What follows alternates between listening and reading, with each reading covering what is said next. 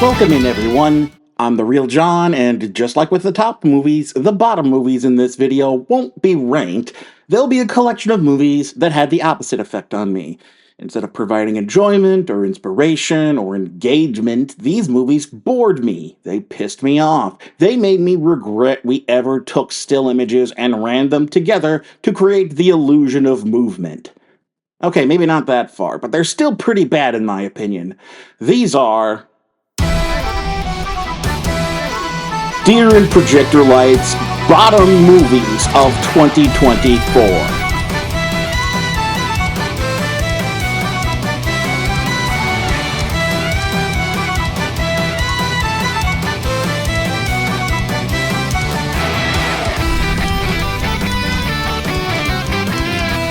Dishonorable mentions.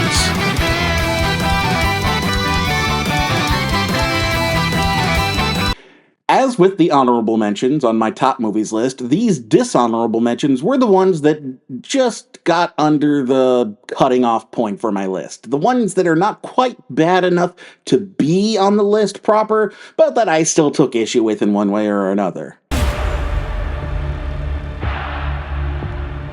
Ooh, this one steamed my hams when I watched it. Part of the problem was the marketing leaned heavily on the whole idea of a second U.S. Civil War as part of the story when Garland was making what is essentially a fictional version of A Private War, which, for those who haven't seen it, is about a veteran war journalist and how covering wars has made her jaded to the world, and what good is war correspondence if it doesn't actually stop people from pursuing wars. That was a powerful movie. What Garland made was more self-wankery than anything else. I had initially planned to make a video on it, particularly in regards to Garland's mealy-mouthed defenses for why his movie, literally titled Civil War, is a shitty interpretation of what a second U.S. Civil War would look like. Logistically speaking, it doesn't even make sense. The combatants are the U.S. government and the independent nations of California and Texas. So Texas and California secede, and none of the other neighboring states joined them. You're telling me the former Confederate states and their gerrymandered to hell and back governments wouldn't leap at the chance to join Texas in secession? Or that Washington and Oregon wouldn't join with California?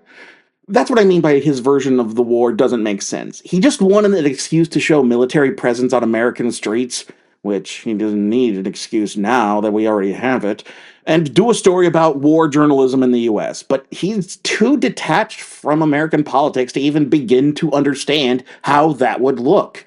Also, like Late Night with the Devil, this was another A24 movie that used so-called AI to generate its promotional material. And seriously, A24, drop this shit. You're just gonna piss away every bit of support you have. Your key audience is people who view film as art. What do you think is going to happen when you keep showing them you're willing to replace artists with copyright infringement bots? I fell off of keeping up with the SpongeBob TV show around the time of the second movie. I watched the third movie when it came out on Paramount Plus, and that was pretty solid, but this Netflix collaboration absolutely bites. For one thing, like the second movie, it has for some reason felt the need to mix human actors with the animated characters, only this time it's very clearly done to keep the budget low. The story here is meandering nonsense that undercuts learning anything about Sandy's backstory. The human actors are bad. They got Wanda Sykes here, and they just wasted hers and everyone else's time. And the only thing I can really say in its defense is, I've seen worse. But this is very near the rock bottom of SpongeBob, and all I can say to that is, I will admit, the first Despicable Me movie was charming. It was a nice take on the villain turns good trope and a nice story about found family and the merits of adoption. And even Despicable Me 2 was okay, with the addition of a love interest for Gru and some progression for the daughter's personalities and characters. But after that, this franchise nosedives. My mom loves the Minions themselves, but after the first Minions spin-off movie came out, she doesn't even bother watching the movies anymore. They aren't worth it to her.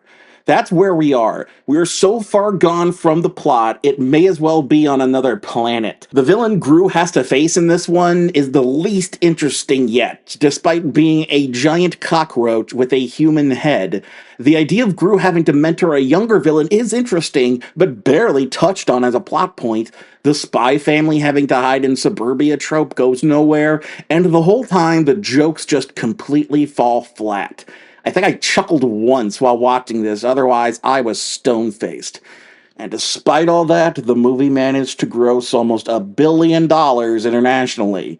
For whatever reason, people still eat this shit up, so until that changes, we're stuck with it.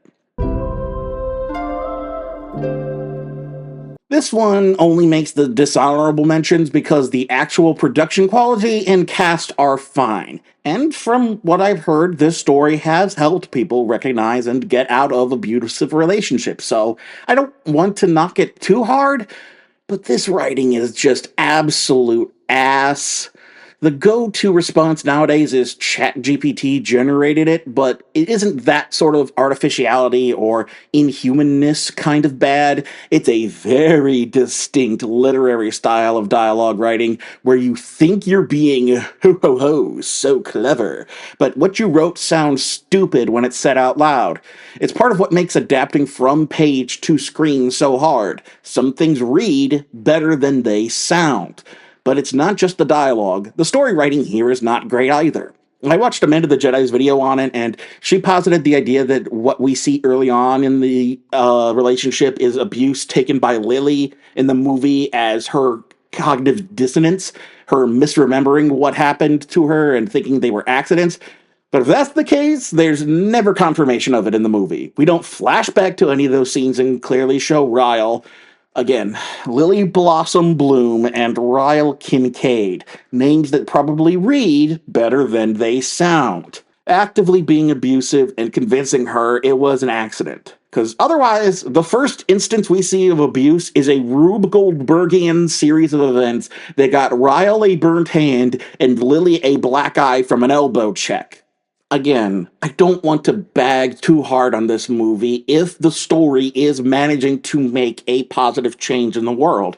But I also can't ignore some of the worst writing I've ever seen from a film. No cast could ever save this, though apparently the production managed to be worse than the actual movie, and we may actually be spared that sequel book adaptation.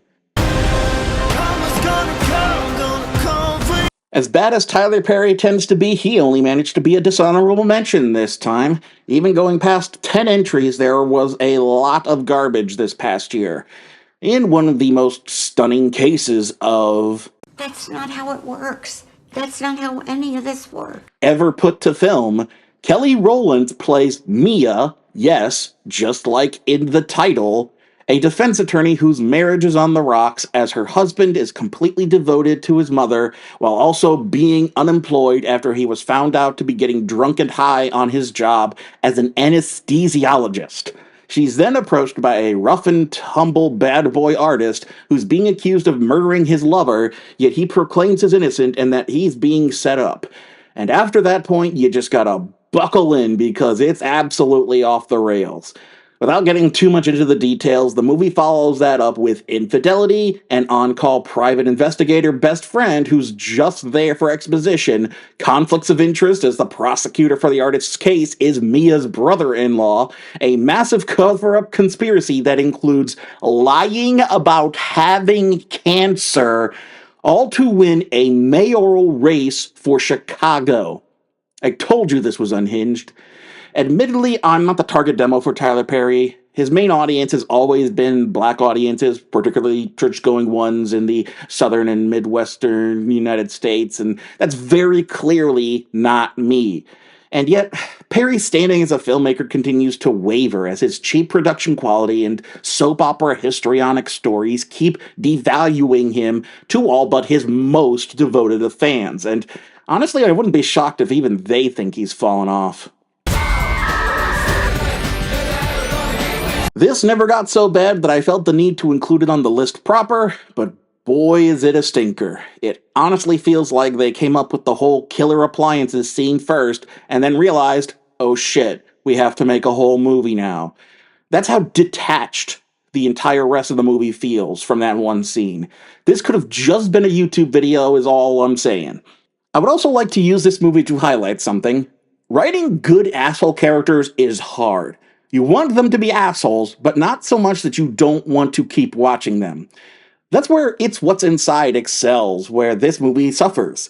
The characters in It's What's Inside are assholes, but we learn more about how big of assholes they are as the movie progresses. At the start, they're just a regular group of friends, while our lead couple are very clearly in a rocky relationship and dealing with their own shit. Compare that to this movie where, right off the bat, the characters are these shitty, disaffected losers who act like assholes to pretty much everyone, including each other. The only character who's not an outright asshole is Rachel Zegler, and she's relegated to love interest with tired hacker tropes. If you manage to enjoy this movie beyond the killer party scene, then have at it. Meanwhile, I'll be happy to never remember this movie again. Wow, this was a mess. Like, even from the production news, we knew this would be a mess. From the pretentious French subtitle to the fact that it was going to be a musical and that Lady Gaga would be playing Harley Quinn, everything about this movie seemed like it would be a train wreck, and we weren't wrong. I think the part that sucks most is this could have worked. There's no reason making this a musical with Lady Gaga meant it was going to suck. And there's even a bit within the movie where it addresses the cult of personality that's formed around Arthur, which itself serves to address the weirdo chuds who made the last movie their entire personality. It all could have worked. It just wasn't done in a way that worked. For one thing, the songs are all snoozers. They're mostly jazz standards, and the ones that aren't, you won't remember. It didn't help that Phoenix, who is capable of singing well, decided that the character of Arthur Fleck couldn't sing, and so he sounds like shit on purpose. Now, granted, there are musicians who can make sounding awful into a comedy bit. Plenty of musical comedians have done that. That's not what Phoenix did. He's not really doing a bit. He's just singing badly on purpose because it's method acting or something. While I am glad the losers who made that last movie their whole personality didn't get more of what they wanted, the rest of us who just wanted a decent movie also didn't get what we wanted. So nobody left the theater happy. Failed follow-ups.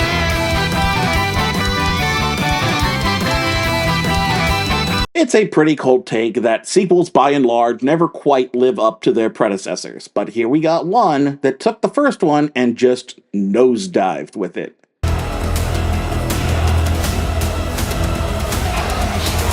I legitimately don't remember anything from this movie. No, really, I got to this point in the scriptwriting process and realized I can't actually remember anything about this movie. Now, for a lot of people, that's completely normal, but here's the thing. After seeing a movie, I'm almost always able to recall what I watched and remember it. It's better the more times I've seen a movie, and even though my short-term memory is usually shit, I can recall the beats and scenes from a movie I haven't seen in over a decade, and yet I can't tell you what the hell happened in this movie. I almost feel like that's the biggest indictment against it. I can recall every other piece of shit movie in this video, but Snyder can't even get me to remember anything about his super cool OC's Donut Steel. Pathetic. All I can really say is it's a good thing Lucasfilm never let Zack Snyder anywhere near Star Wars. Say whatever you will about the Disney era of Star Wars, it's not as mindless as this. Though not to put too much hate on Snyder for this movie, world building as a writer is hard, especially really complex sci-fi and fantasy worlds where you're basically starting from scratch. But a good writer can ingratiate people into their worlds in all kinds of ways. Zack does none of these ways, and yet expects us to give a shit about him saying, "We have Star Wars at home." Who let you in here?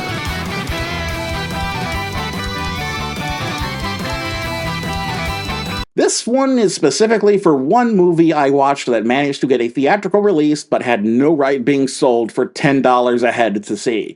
Whoever let this out of the bargain bin, put it back where it belongs or so help me. I am genuinely baffled that this was in theaters. I mean, I've seen some bargain basement stuff make it to theaters, but nothing this low in quality. For one thing, YouTube has higher animation quality than this movie. The animation here looks cheap for last decade. There are people making better animation in Blender than 3 production studios were able to do for this movie. 3 production studios who aren't even able to get Wikipedia pages made about them.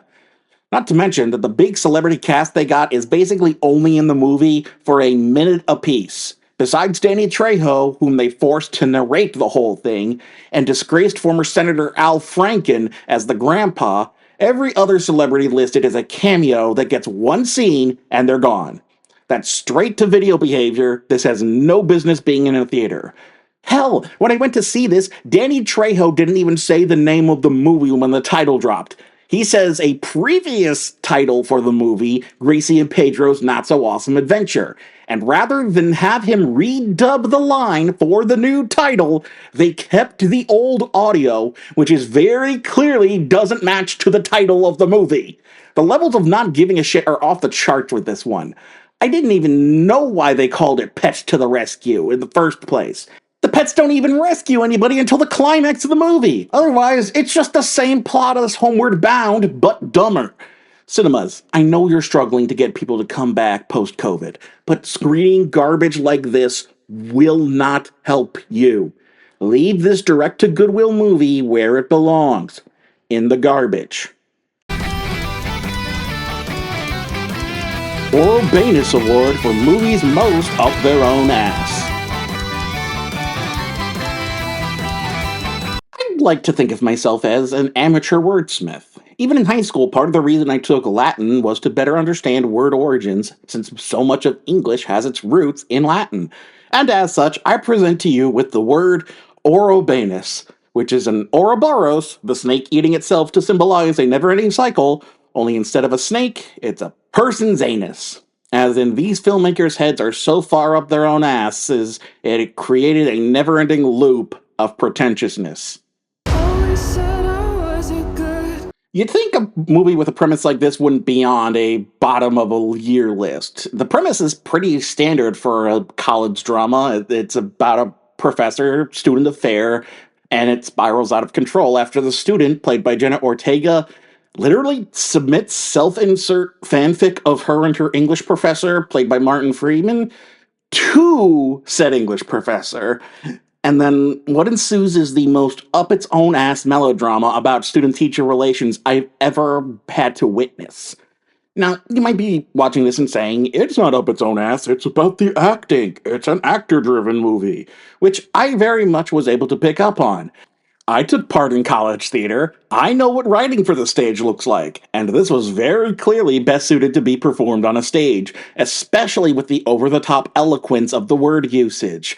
This isn't how people actually talk. It's flowery language to be performed for an audience. I get that part. What I'm saying is, it's not good at it. At the end of the day, even as a movie written to highlight acting performances, you're still supposed to have a narrative. You're still telling us a story. And the story here is bare bones at best. There's no meat to the story because the actors were all too busy chewing on it and every bit of scenery. Even a tawdry movie on the same topic like The Boy Next Door at least got that you can't just stand around pontificating and smelling your own farts. You actually have to do something. Granted, I doubt I'll get much pushback for railing against this movie. Seems like I'm in the same boat with everyone else that saw it. Francis Ford Coppola's Megalopolis. In an absolutely stunning move, respected filmmaker Francis Ford Coppola spent all the money he earned winemaking and the winery itself on a magnum opus whose release last year was covered like an oncoming 50-car pileup into a train wreck. Admittedly, while some of the old guard directors from that auteur boom in the 70s haven't all kept up as well as Spielberg and Scorsese, and even they've had their slips in the last decade, there's always something admirable to a filmmaker going all in on their passion project. It's good that you believe in this idea, this story so much You're willing to risk so much of your own well-being and finances to bring it to life. The problem is that unless you've got everything nailed down, all you'll end up doing is sinking your money into a complete disaster that makes people question your very mental state. Case in point. The thing about Megalopolis is it's not all that hard to parse out what Coppola is trying to do, namely because he puts so many of the references right out in the open. If it were any more blatant, it would have been written out on screen with bold text and highlighted with big red arrows like some shitty political cartoon or a YouTube paranormal video. What Coppola is attempting is his own take on Ayn Rand's objectivism mixed with an on-the-nose allegory for the current state of the US as the Roman Republic in its final days before becoming the Roman Empire under Caesar. It's all very lofty and ambitious and completely understandable why studios were hesitant to fund it. They also probably wouldn't fund it because while those are the very clear themes and references, the actual writing and dialogue are a goddamned landfill-grade mess. It's all over the place, from tawdry and sleazy to fart-sniffingly pretentious, and the performances aren't much better, with the major cast members like Adam Driver and Aubrey Plaza jumping between 11 and 2 on the acting dial, while veterans like Lawrence Fishburne and Giancarlo Esposito managed to mostly come out of this unscathed by not making asses of themselves. Ultimately, the biggest problem with Megalopolis is Coppola never had a central conceit, a genuine point he wanted to make and work up to. And if he did, then he's really bad at articulating it. For most of the movie, we have basically a poor man's Atlas Shrugged, and that book got its own trilogy of poor man's blockbusters that got worse with each entry, where Adam Driver, who's also a very blatant, on-the-nose allegory for Julius Caesar, has this fantastic, mysterious new element he can use for construction to revolutionize everything, only for the corporate union fat cats and City Hall naysaying it as too dangerous. Yes, there is a very minor antagonist in this movie, played briefly by Dustin Hoffman, who's a union leader backing Giancarlo's mayor of New Rome, a character based specifically on the Roman politician Marcus Tullius Cicero. Are you getting the point of how trying to both do Randian objectivism and an allegory of the fall of Rome isn't quite working and is just making this a convoluted mess? The thing is, if this whole thesis was in the objectivist theory of the strong individual taking charge and leading the world to greatness and tying Rand's philosophies into the rise of Caesar as emperor, I probably wouldn't like it, but I'd at least get it. Instead, halfway through the movie, a good chunk of New Rome is destroyed by a Soviet satellite re-entering orbit, which made it very weird when that actually happened in real life, because in this vague place and time, the USSR still exists, or at least their space junk was still in orbit, I guess. And Driver attempts to use this opportunity to start building his titular megalopolis built out of this magic element, which then leads to actual cannibal Shia LaBeouf as his cousin becoming a fascist figurehead. Yes, now Coppola wants to start talking about fascism, a movement that would actually play very well into Randian philosophy, since most of her admirers are literally fascists. Except, thankfully, Coppola at least recognizes that fascists are bad and that LaBeouf's character is only doing it as an opportunistic grifter. Again, a commentary on American politics that could have actually hit very hard if it wasn't just in the second half of this convoluted nightmare of a movie. In the end, it takes a big, strong man Caesar making amends with the corrupt liberal mayor Cicero to turn back the tide of fascism with... I honestly don't fucking know.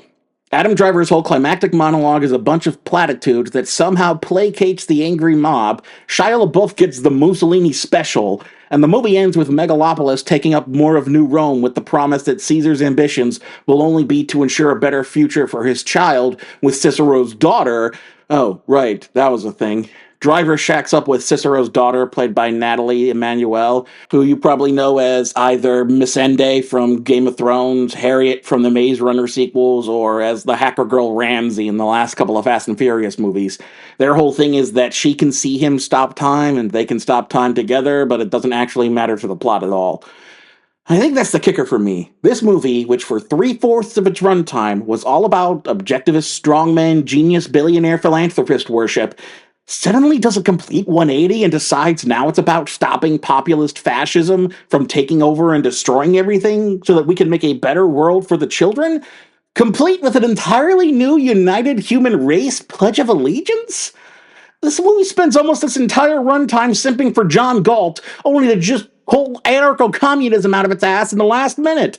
What the hell are you talking about, Coppola? What's the point? Jesus, I haven't even gotten into the effects work here, which ranges from 2000s era screensaver to props they picked up at Spirit Halloween before they closed for the year. The disparity in effects cost on this movie is staggering, especially with an alleged $136 million budget. But there's other movies to discuss, so I need to move on. All I'll say is to use Megalopolis as a cautionary tale. Don't sink millions of dollars into your magnum opus until people are actually telling you it's a good script, and not just your weird stream of conscious thoughts at 4 a.m. while channel surfing. Are we scared yet?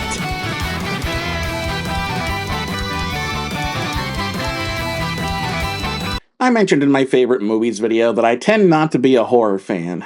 That said, I'm not a horror hater either. I may not be into the genre as a whole, but it still takes the extra mile to get me to really hate a horror movie. Because first you have to get over the hurdle of me not caring, and boy did this movie vault that hurdle. When I was a newly lapsed Catholic in high school, I had a brief few years where I got into horoscopes. Not any one particular form of astrology, just those generic personality-type driven horoscope stuff. That also lent me into wanting to try tarot card reading, though I never fully understood how to do it at the time. I also got myself what was probably a totally politically correct Native American-themed tarot deck at the time, with stock photos of animals on all the cards. Since hitting adulthood, I've made friends and followed streamers who earnestly practice tarot reading, and while I don't believe in the spirituality of it, I don't mind having a reading done on me from time to time. It's ultimately harmless. So last year, with all of the secondhand knowledge of tarot I gained from some friends and streamers, I learned this steaming pile was coming out. Seriously, what kind of satanic panic nonsense is this? Tarot cards? You want to make tarot cards scary. You'd have more luck making Pokemon cards scary as much as tarot cards. Even within the bounds of the movie, they have to make it a point that this is a special evil tarot deck that kills anyone who uses it. Because otherwise, having tarot be the big monster of your movie is less scary than those infomercials for Miss Cleo from back in the day. What doesn't help things is the movie's tone is completely out of whack. It's far too serious to be a fun, campy horror movie, but you can't take this movie seriously because, again, the big bad of the movie is a goddamn deck of cards. Shit, this movie would have been helped by leaning into the fundamentalist Christianity and going full satanic panic over the tarot cards, because at least that route would have been so unhinged it could have been funny. The best summation I can give this movie is this. Not spoiling which character it is, but one of the characters from the friend group comes back at the end after being assumed dead. The movie interrupts the credits to literally explain that the character didn't die for an absolutely bullshit reason that completely upends how the monsters work in the movie. What I'm trying to say is, They just didn't care. belly flops.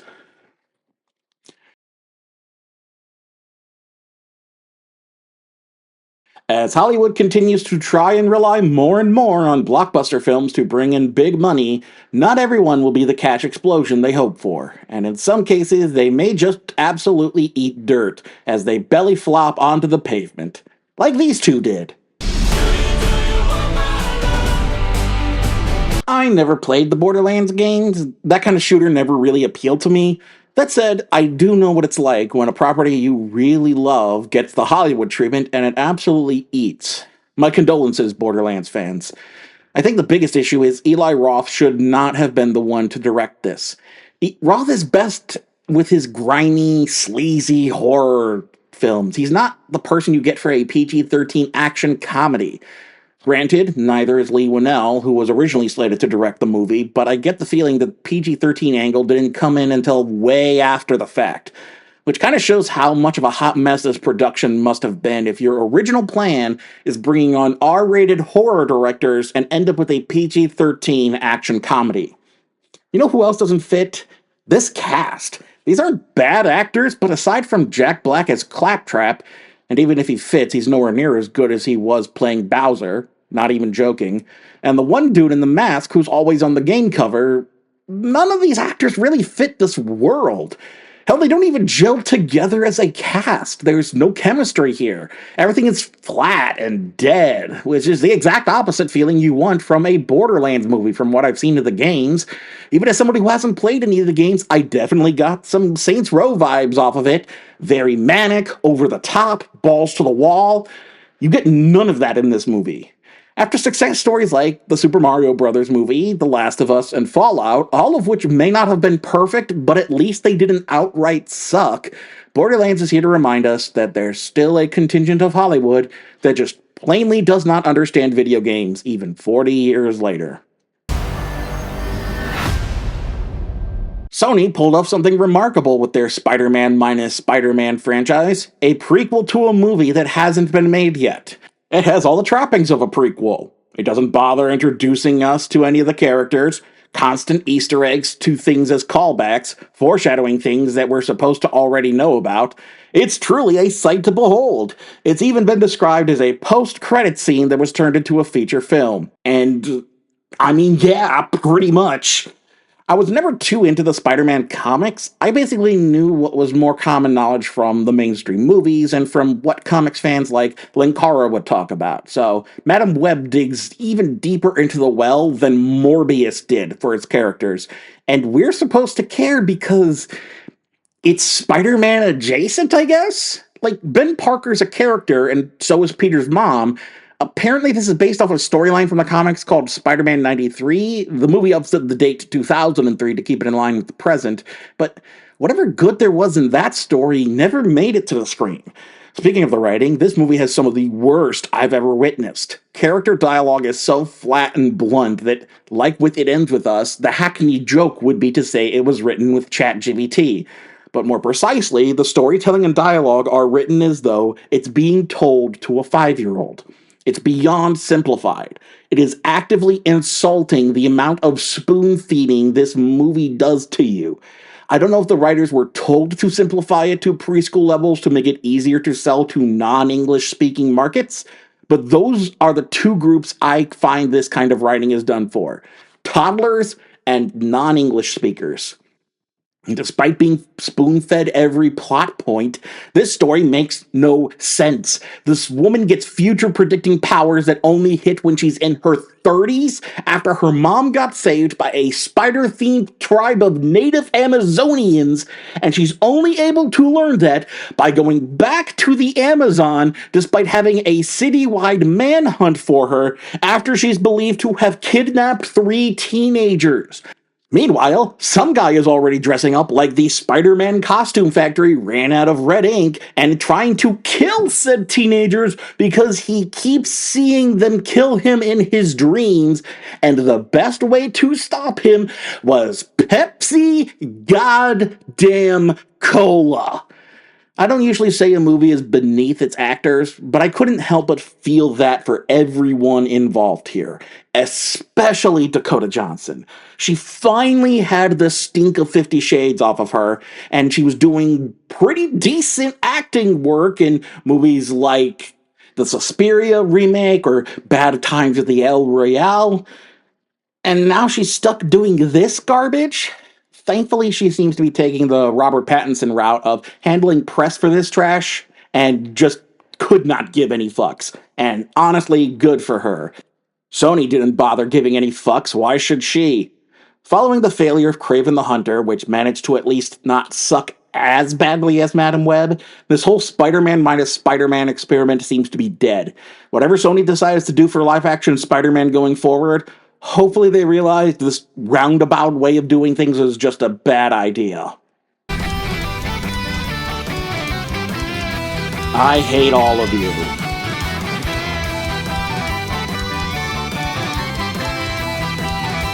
This category is specifically for two movies where I did not like any of the characters. These are just detestable human beings, with the worst being the protagonists. In its pursuit of disrupting the industry, Netflix found itself the new home of a lot of the lower to mid-tier releases that used to do well on video and TV. One thing they've leaned hard into is the market of romantic comedies, seemingly to compete with Hallmark and or Lifetime, and that's roughly the quality we're getting. Which, fine, if that's the market share they want to cater to, that's all well and good. But the quantity over quality approach leads to a lot of garbage polluting the system. Case in point, this absolutely bizarre rom-com of a celebrity's personal assistant dealing with said celebrity hooking up with her mother. The premise itself feels on shaky ground already, but the killer is nobody is endearing in this movie. Not a single actor's performance endears you to their character. Zac Efron is an obnoxious little shit, Nicole Kidman is basically sleepwalking through this, and worst of all is Joey King. Granted, Joey was never going to salvage terrible material, and she's shown she can be endearing even if the rest of the movie is bad. She's perfectly fine in that Uglies movie adaptation, but here, she's just absolutely unbearable. Like, you genuinely question why anyone allows her character into their lives with how awful she is. Even after she finally gets told off, all she really does to make up for her behavior is the bare minimum, and she's just welcomed right back in. Apparently, during initial production, this was going to be called Motherfucker, complete with the asterisks, and I'm kind of glad they dropped that because A, that implies a harder edge than this movie was willing to give us, and B, it so does not deserve that title. I'll give a family affair this. A bad rom-com is still better than a bad sex comedy. Granted, even before realizing I was asexual, I could never get into sex comedies as a genre. For one thing, a lot of them have not aged well. Looking at you, Porky's in Revenge of the Nerds. But I think what ultimately doesn't work for me is that the whole pursuit of sex is given this massive onus and importance when, even in real life among allosexual teens, I've never heard anybody care that much about sex. Like, to the point where horny was their only personality trait. I never paid much attention to that stuff, so maybe that's just because the excessively horny teens weren't in any of my circles, but seeing it in the movies always made it feel so pathetic, so try-hard. What I'm getting to is, in order to make a sex comedy work for me, you at least need people for me to care about. And I cannot care about a single person in this 10-car pileup. Like with A Family Affair, the lead kid may be the biggest asshole of the bunch, and that's saying something, considering there's one loser coercing a girl to hook up with him under the pretenses of them being locked in a room together, and the other two literally hose an unconscious girl down to clean her own shit off of her. But I hate this lead kid so much more, particularly because his type is in every one of these kinds of teen sex comedies. The self-important, above-it-all, good guy TM, who's shitty to everyone else around him, including his own friends, but it's fine because at the end of the day, he's such a good guy. Seriously, we should have been done with that kind of character in movies after Megamind rightfully made one the final villain of the movie. As I was watching this, I was sharing the experience in a Discord server, And I found out this came to be because of the brother duo who got their start on It's Always Sunny in Philadelphia. They got their own show on FX called The Mick. I'm sure the Irish loved that when it came out. And then made this their first feature film. All three of which feature Caitlin Olsen. I'm not sure if she's to blame for these two striking it out on their own, or if she's just bad at picking people to work with. But as bad as this was, I can't imagine how bad those two seasons of The Mick must have been. Did you even try?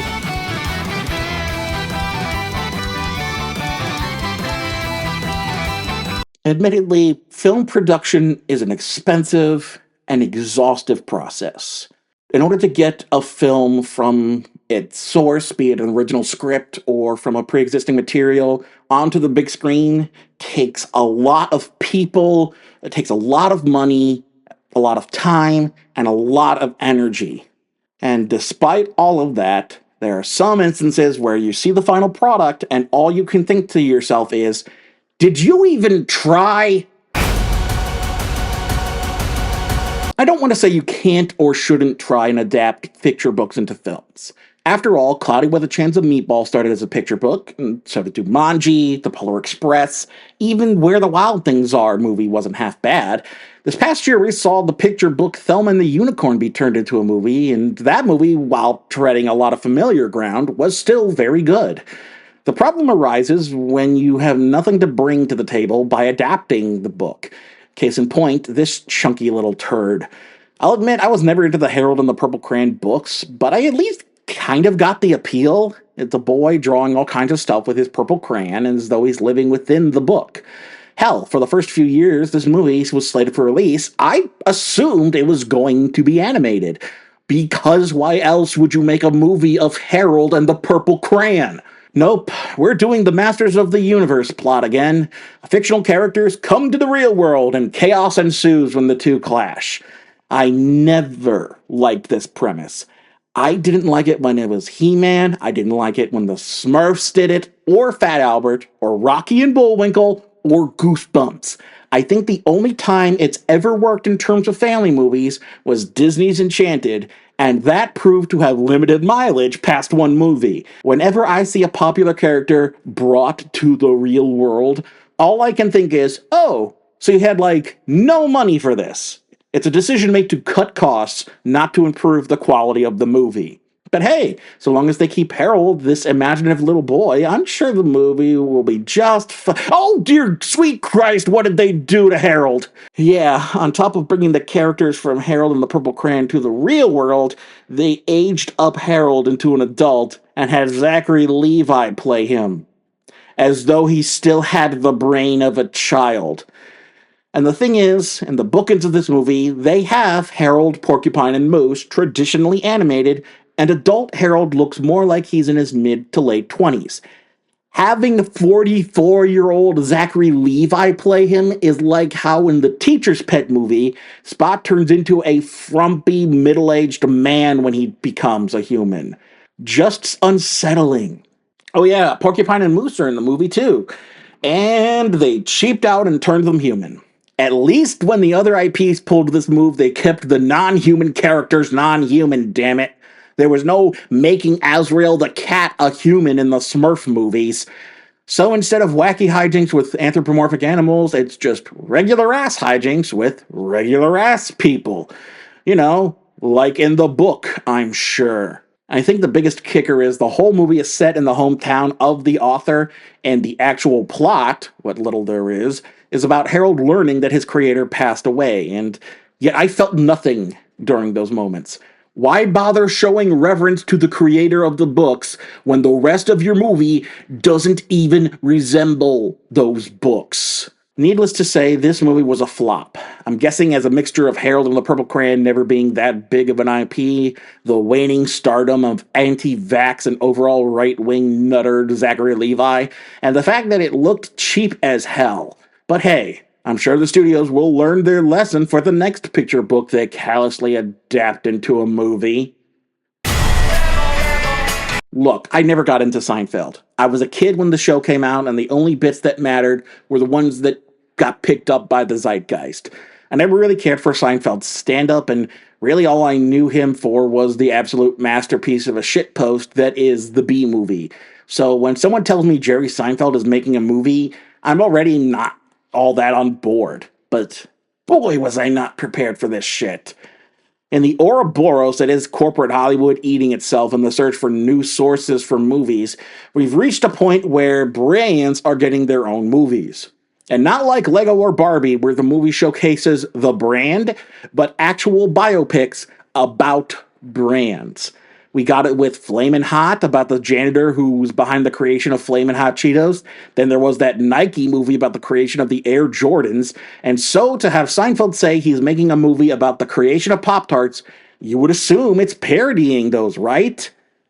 Well, I guess it is technically.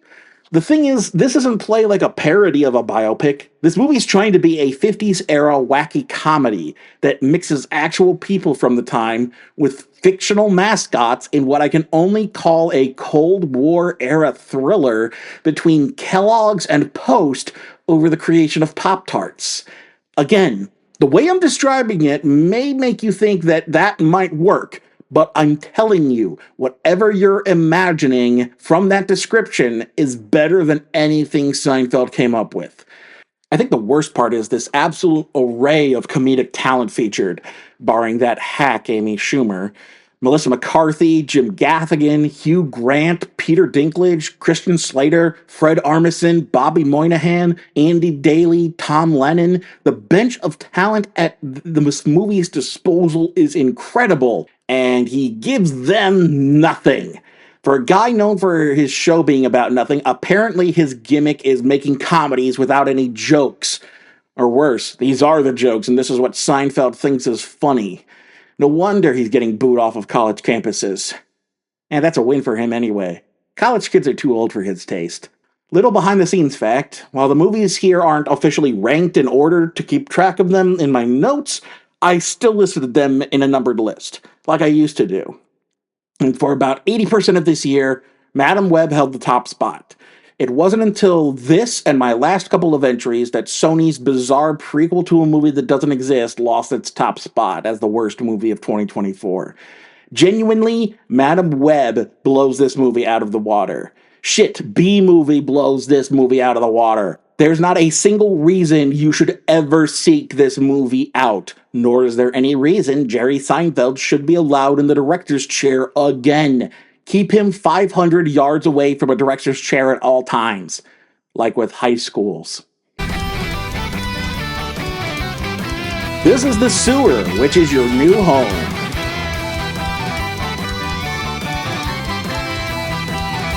This was the last category I added as I waded through the absolute worst toxic sludge that 2024 had to offer.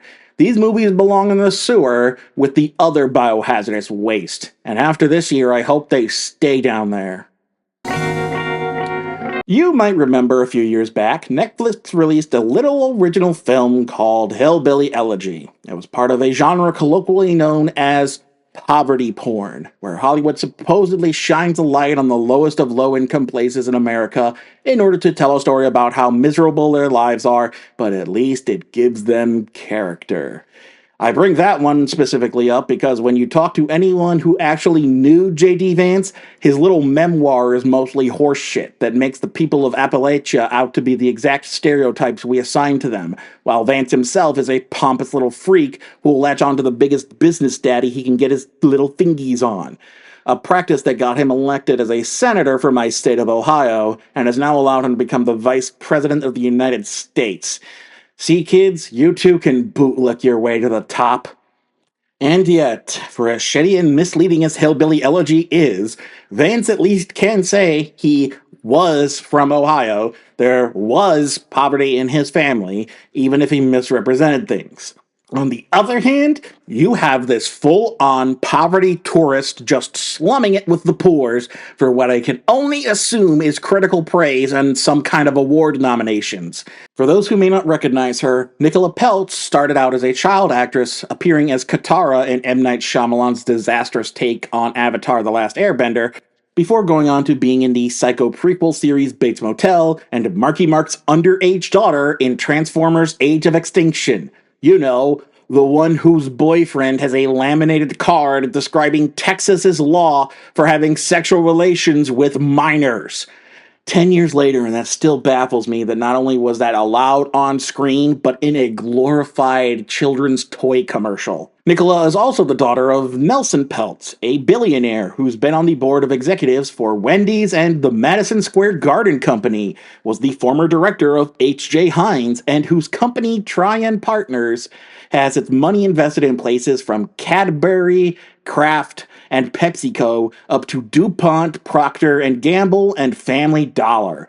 Nicola is essentially Paris Hilton levels of Nepo baby, also not helped by the fact that she's now married to David and Victoria Beckham's son. So now she's part of $2 billion families.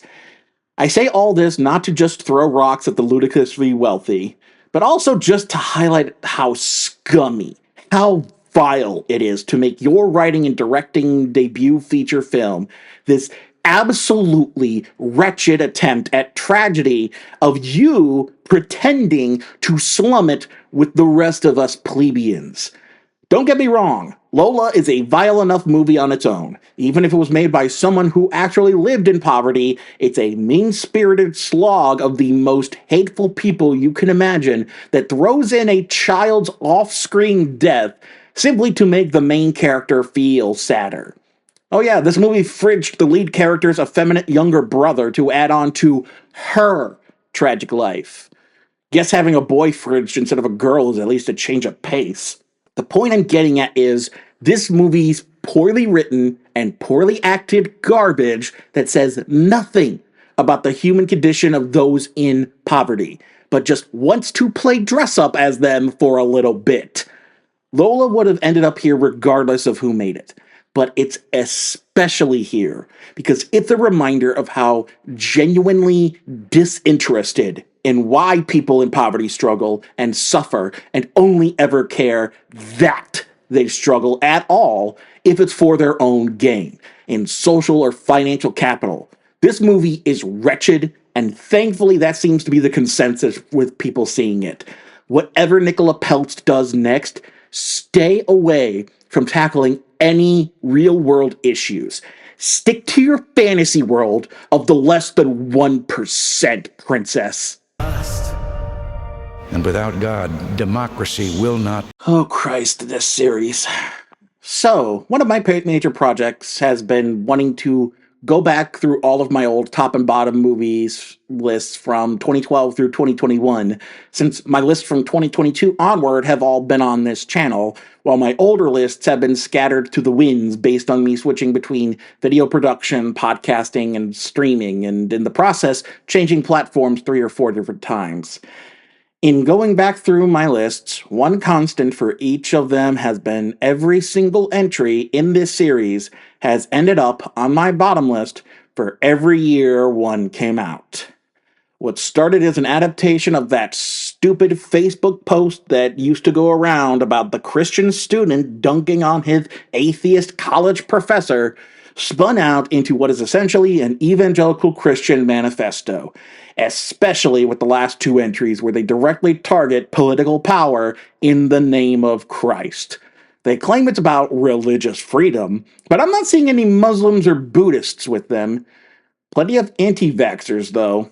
This latest one isn't nearly as bonkers as the previous entries. If anything, it's the most banal of them. But it still suffers from its farcical view of reality in order to paint non-denominational Christians. For real, I don't even remember if they ever say what kind of church Pastor Dave runs, if it even has a denomination of Christianity at all, as the victims of secular society. This whole time, they could have set this movie in a much more noticeably progressive state, like California, New York, Massachusetts, Washington. But no, this whole franchise is set in goddamn Arkansas. You know, the secular hellhole that is fucking Arkansas. Even in this movie, it treats running as a devout Christian, again, in Arkansas, as a campaign killer.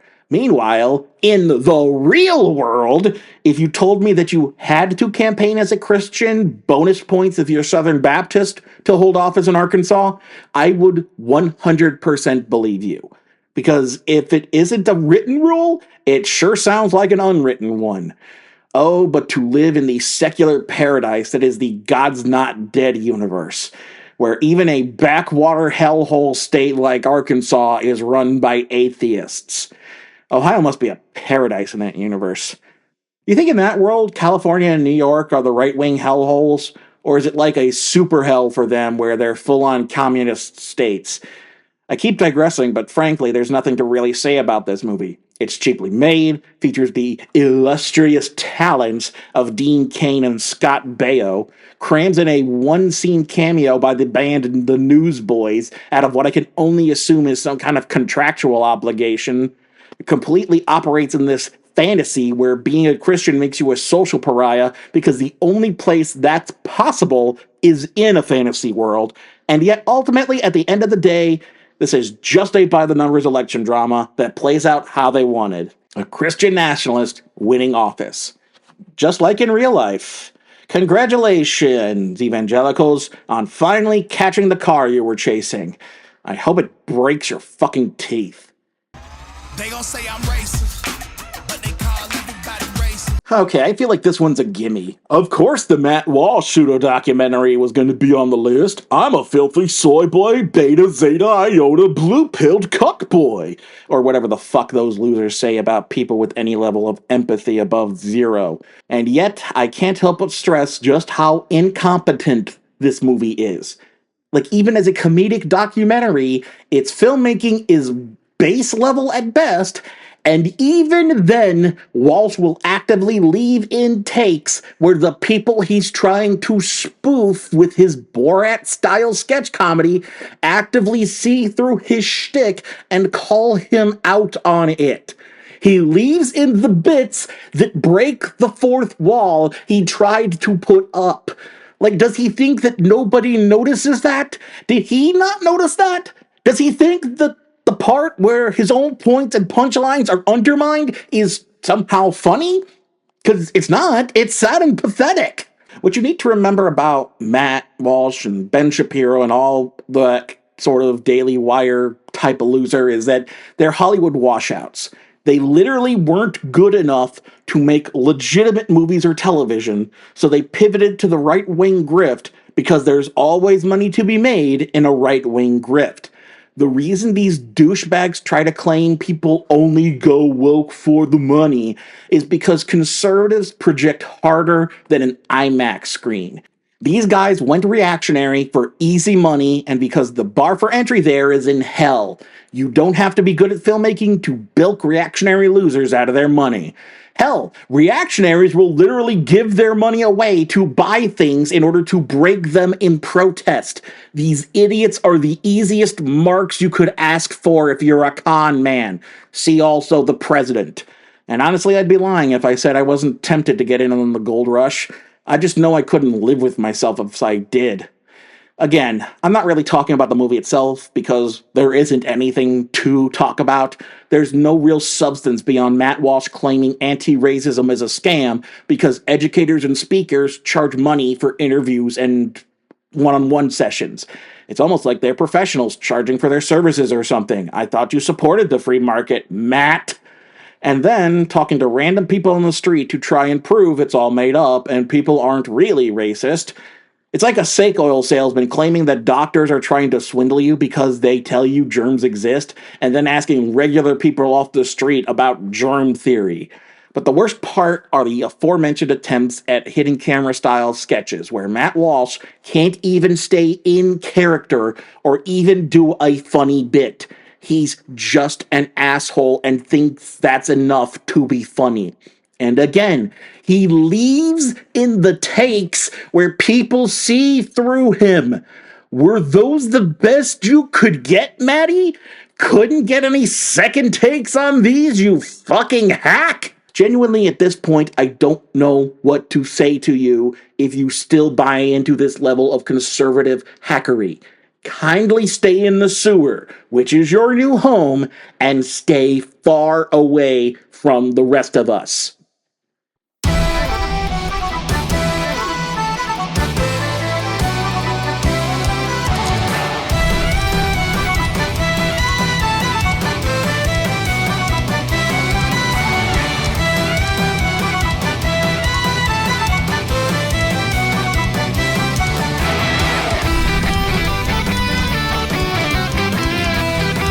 Stinker of the Year.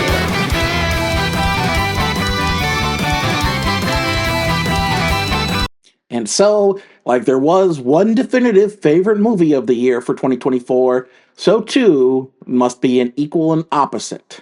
In a year where Madam Web held on to the top spot until the final months of the year, what could be the worst thing I watched in 2024? Jesus, talk about another gimme. Ooh, you mean the anarcho-communist who hated God's Not Dead 5 and the Daily Wire hated the Ronald Reagan biopic? What a shocker. Next thing you'll tell me is things get wet when it rains. Admittedly, doing a biopic about any divisive public figure is a hard job, especially one as mythologized as Ronald Reagan has become. A good filmmaker could possibly do an even-handed job of presenting Reagan not as how people think they remember him, but as how he was, warts and all. Acknowledge that this was a human being with flaws, but still worth learning about. That was never going to happen with this movie. For starters, the source is a right-wing Catholic political writer who's basically made his career kissing Reagan's decaying ass. Meanwhile, the director is the illustrious man behind such hits as the fourth Three Ninjas movie, the Bratz live-action movie, the third Cats and Dogs movie, and Soul Surfer. At best, he's a gun for hire, and a cheap gun at that. The thing with me is, one of my biggest pet peeves is a biopic that goes out of its way to misinterpret the truth. It's why I hate movies like Professor Marston and the Wonder Women or The Blind Side, movies that claim to be based on truth but are actually pure fiction. It's one of the biggest sins you can do as a filmmaker in my mind. But even those movies are technically well-made movies. The evil is in the subterfuge, the deceit that they aren't being honest about who they're depicting. Reagan is so blunt as a right-wing Christian propaganda movie, you could use it as a sledgehammer. And that doesn't mean I need to agree with a movie's politics to enjoy it. Ghostbusters is basically about government overreach and leaving things up to private institutions, and that's still a good movie. Zootopia is pretty much furry propaganda, and I still love the hell out of that. Most of the MCU serves as free military recruitment, and it's still my favorite franchise. Good filmmaking can transcend whatever political issues you may have with it. Reagan is not good filmmaking. It's not interested in nuance or self-reflection. It's not interested in challenging its audience on how they may or may not feel about Reagan as a person or as a president.